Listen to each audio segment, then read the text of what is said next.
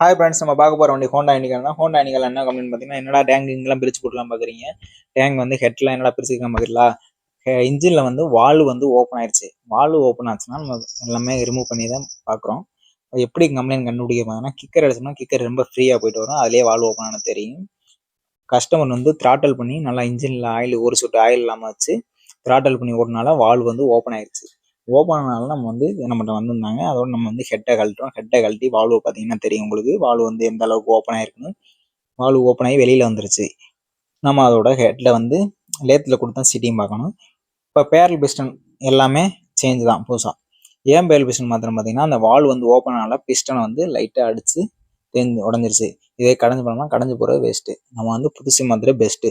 அதனால வந்து நம்ம புதுசாகவே மாற்றியாச்சு. இப்போ பார்த்தீங்கன்னா ஹெட்டை வந்து வேலை ஆத்தாச்சு, வால்வு வந்து வேலை பார்த்து கம்ப்ளைண்ட் வந்துருச்சு. அதுக்கப்புறம் பார்த்தீங்கன்னா வண்டி ஃபுல்லாமே அசம்பிள் பண்ணியாச்சு. அசம்பிள் பண்ணி வண்டி ஸ்டார்ட் பண்ணி கொடுத்தாச்சு கஸ்டமர்கிட்ட.